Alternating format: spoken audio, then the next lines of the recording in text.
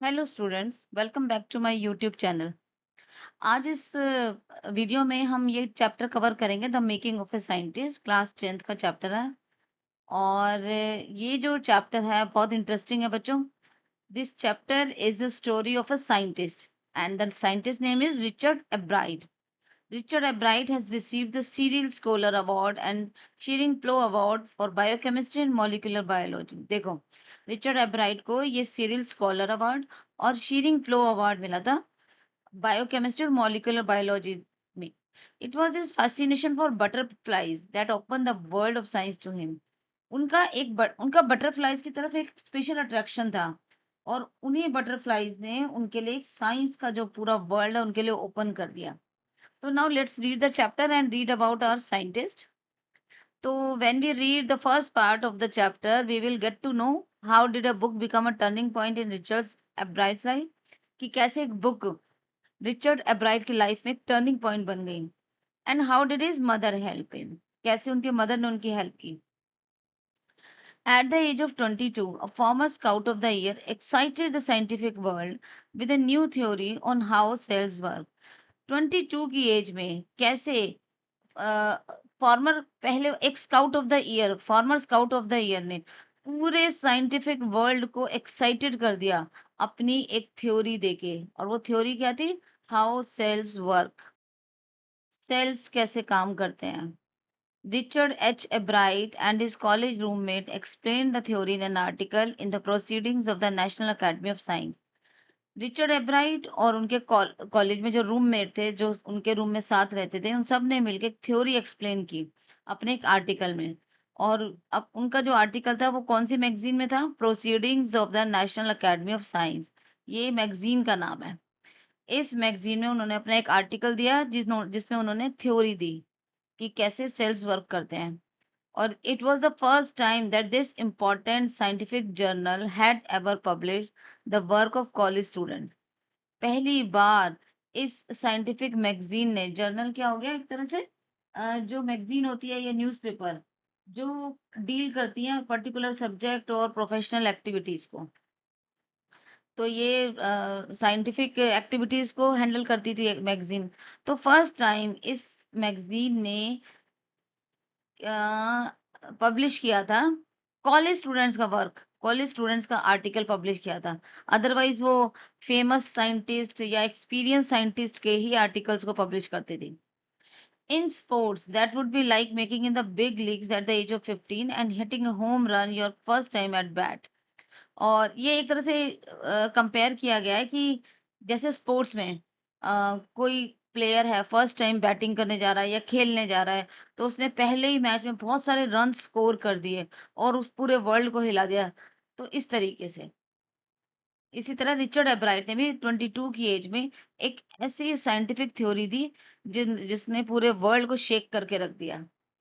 For Richard Ebright, it was the first in a long string of achievements in science and other fields, and it all started with butterflies।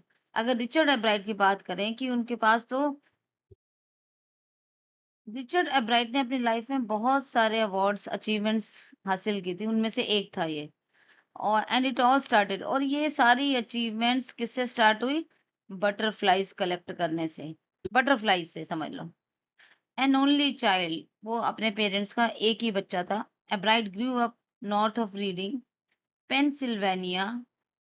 एब्राइट जो है वो कहाँ पर बड़े हुए? Reading, Reading is the name of the town जो Pennsylvania में, USA में। There was not much I could do there, he said. Ebright कहते हैं कि मेरे पास कुछ खास कुछ करने को नहीं था। I suddenly couldn't play football और baseball with a team of one. तो वो कहते हैं मेरा इंटरेस्ट ऐसा भी नहीं था कि मैं फुटबॉल खेलूं या बेसबॉल खेलूं, और अगर किसी टीम में एक मेंबर है ना, मैं तब भी नहीं खेल पाता था। But there was one thing I could do, collect things. हाँ, एक काम मैं कर सकता था, मैं चीजों को कलेक्ट करता था। सो ही डिड, और ऐसा उन्होंने किया। एंड डिड ही, और हमेशा किया। बिगनिंग इन किंडरगार्टन यानी केजी क्लास में, स्टार्टिंग में ही, Bright collected butterflies with the same determination that has marked all his activities. वो अपनी सारी एक्टिविटीज को बड़े डिटर्मिनेशन से करते थे, बड़े इंटरेस्ट से। इसी तरह से उन्होंने बटरफ्लाइज को भी बहुत इंटरेस्ट से ही कलेक्ट करते थे। He also collected rocks, fossils and coins, मतलब उनको चीजों को इकट्ठा करने का शौक था, और बटरफ्लाईज तो उन्होंने बहुत सारी इकट्ठी की, और वो रॉक्स भी कलेक्ट करते थे, फॉसिल्स भी और कॉइन्स भी। He became an eager astronomer too, sometimes star gazing all night.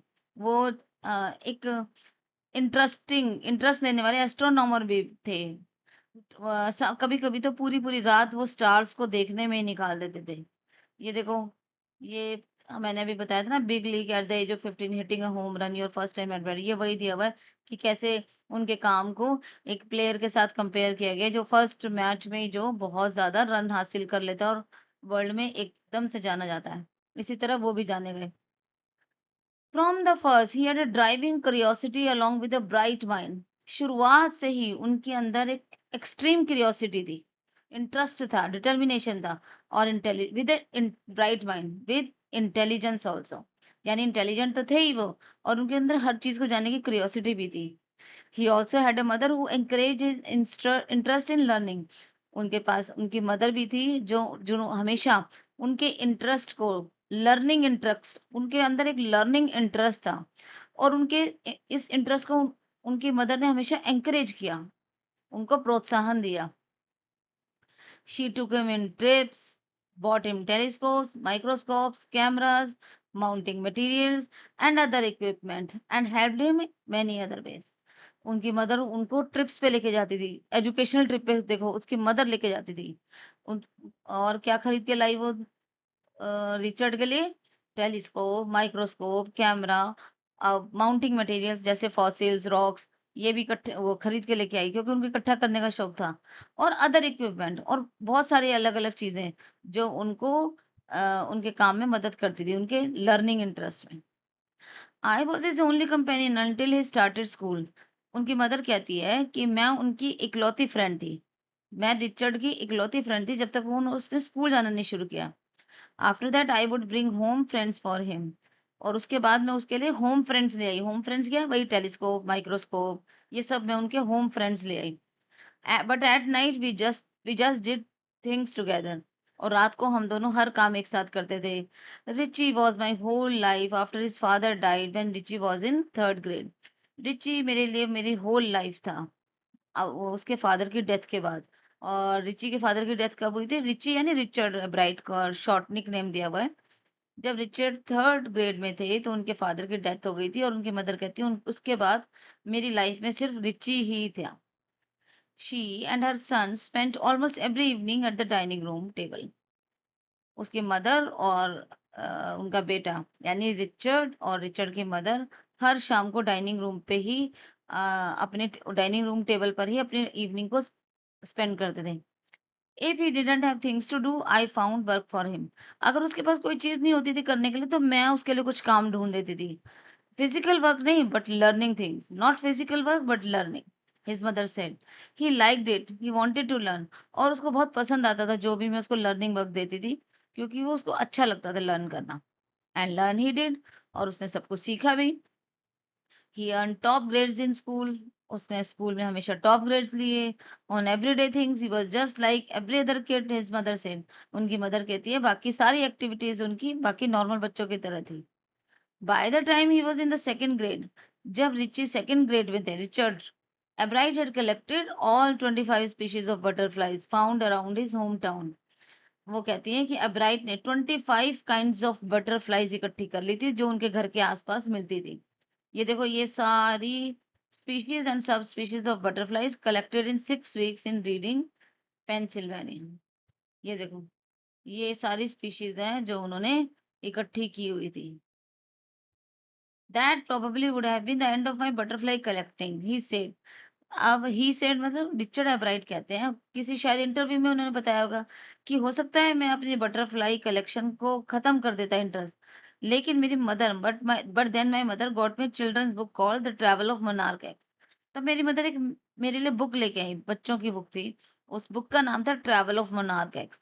बेटा ये नाम याद कर लेना, travel of monarch X, because you will be using these words in your answers specially, कि बुक का नाम क्या था। The travels of monarch, that book which told how monarch butterflies migrate to central America, opened the world of science to the eager younger young collector। जब वो book उनके पास आई तो उन्होंने देखा वो उस बुक में किस बारे में लिखा हुआ था कि कैसे मोनार्क बटरफ्लाईज सेंट्रल अमेरिका में माइग्रेट कर जाती हैं, वहां पर चली जाती हैं। और जब वो उसको पढ़ने लगा तो पूरा साइंटिफिक वर्ल्ड उनके लिए खुल गया। और सॉरी, एक second. At the end of the book, readers were invited to help study butterfly migration. और इस बुक के एंड में क्या था, सभी रीडर्स को इनवाइट किया गया था। कैसे कि कोई रिसर्च कर रहा था साइंटिस्ट, तो वो कैसे सभी सभी रीडर्स मदद कर सकते हैं बटरफ्लाई माइग्रेशन की स्टडी करने में, बटरफ्लाईज कैसे माइग्रेट होती है एक जगह से दूसरी जगह। They were asked to tag butterflies for research by Dr. Frederick A. Urquhart of the University of Toronto, Canada. सभी रीडर से ये रिक्वेस्ट की गई थी कि जो भी बटरफ्लाईज उनको मिले वो प्लीज उसको टैग कर दें, और ताकि वो जो रिसर्च कर रहे हैं doctor Frederick A Urquhart, University of Toronto Canada, ताकि उनकी रिसर्च में हेल्प हो सके। Ebright's mother wrote to doctor Urquhart, Ebright की मदर ने डॉक्टर यूकार्ड को एक लेटर लिख दिया। And soon Ebright was attaching light adhesive tags to the wings of monarch. और ना ये लाइन इसमें नहीं दी हुई है, वैसे ही क्या था कि मैं आपको समझाती हूँ इस पूरे पैराग्राफ का मीनिंग कि क्या हुआ था। कि जो बुक उसकी मदर लेके आई थी, ट्रैवल ऑफ मोनार्क एक्स, ये पढ़ा था ना हमने, ट्रैवल ऑफ मोनार्क। इस बुक में बटरफ्लाईज की लाइफ लिखी हुई थी, और ये लिखा हुआ था कि कैसे बटरफ्लाईज माइग्रेट करती हैं सेंट्रल अमेरिका की तरफ। तो उसी बुक में सभी रीडर्स जो बुक पढ़ रहे हैं उन सबसे रिक्वेस्ट की गई थी कि आप सब एक रिसर्च में हेल्प कर दो। कैसे कि जो भी बटरफ्लाईज आपको आसपास मिले उसके ऊपर उसको टैग कर दो, और फिर उसको उड़ा दो। फिर वो जहां पे भी उड़ के जाएगी, किसी दूसरे को मिलेगी, तो वो टैग वो किसको भेजेंगे, डॉक्टर युकार्ट को। और डॉक्टर युकार्ट समझ जाएंगे कि ये इस टाइप की जो बटरफ्लाईज हैं, इस ब्रीड की जो बटरफ्लाई है, वो उड़ के कहाँ गई है, मतलब कैसे कैसे कौन सी बटरफ्लाई कहाँ पे माइग्रेट होती है। तो जब ये सब सुनने के बाद डॉक्टर सॉरी रिचर्ड एब्राइट की मदर ने डॉक्टर यूकार्ट को लेटर लिख दिया। डॉक्टर यूकार्ट ने सारे टैग्स भेज दिए उनके घर पे, और अब रिचर्ड एब्राइट को जो भी बटरफ्लाई मिलती वो एक लाइट एडेसिव टैग्स उनको कर देते थे। ये देखो, light adhesive tags to the wings of, वो मोनार्क बटरफ्लाईज की विंग्स पे बांध देते थे। और anyone who found a tag butterfly was asked to send the tag to doctor Urquhart. जो मैंने आपको बताया, जिसको भी ये टैग बटरफ्लाई मिलेगी उनको ये बोला गया था कि टैग को डॉक्टर युकार्ट को भेज दिया जाए। The butterfly collecting season around Reading last 6 weeks in late summer, see graph below. ये रहा। अब ये बटरफ्लाई कलेक्टिंग सीजन स्टार्ट हो गया। अराउंड रीडिंग, रीडिंग मैंने आपको पहले बताया ना टाउन का नाम है जिसमें वो रहते थे। तो 6 हफ्ते तक लगातार वो बटरफ्लाई की कलेक्शन करते रहे। अब if you are going to chase them one by one you won't catch very many. अगर आप एक एक बटरफ्लाई को पीछा करोगे तो आप कैच ही नहीं कर पाओगे बटरफ्लाई को। तो नेक्स्ट स्टेप क्या था, so the next step for Ebright was to raise a flock of butterfly. अब नेक्स्ट स्टेप क्या था कि एब्राइट अपने घर में ही बटरफ्लाईज को रेज करे, यानी कैसी किसी तरह उनको घर में ही पाले, और घर में ही उनको उनकी बर्थ करे। कैसे, he would catch a female monarch. अब रिचर्ड एब्राइट ने क्या करना शुरू कर दिया, उन्होंने फीमेल बटरफ्लाई को पकड़ना शुरू किया। टेक हर एग्स, उसके एग्स लिए, and raise them in his basement through their life cycle, from eggs to caterpillar to pupa to adult butterfly. और उन्होंने उसको घर में ही, एग्स को घर में रेज करना शुरू किया अपने घर के बेसमेंट में, और उनके एग से पूरी लाइफ साइकिल वहीं पे कंप्लीट करने दिया। पहले वो फीमेल बटरफ्लाई को पकड़ते थे, फिर उसके एग्स लेते थे, और फिर वो पूरी लाइफ साइकिल स्टार्ट हो जाती थी बटरफ्लाई की।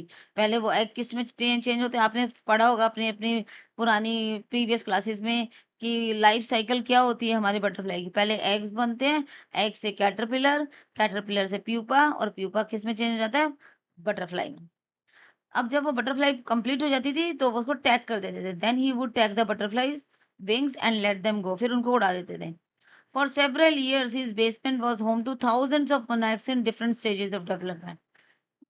कई सालों तक उनके घर के जो बेसमेंट है ना, वो थाउजेंड्स ऑफ मोनैक्स बटरफ्लाईज का घर बन गया था। उसमें तरह तरह की स्टेजेस डेवलप हो रही थी। किसी कहीं पे कैटरपिलर था, कहीं पे प्यूपा था, कहीं पे अडल्ट बटरफ्लाई थी, तो ये सब था। ये देखो, number and kinds of butterfly collected in 6 week. ये तरह तरह की बटरफ्लाईज है, काइंड्स ऑफ बटरफ्लाई, और कितने नंबर कलेक्ट किए उन्होंने, ये देख। Eventually I began to lose interest in tagging butterflies.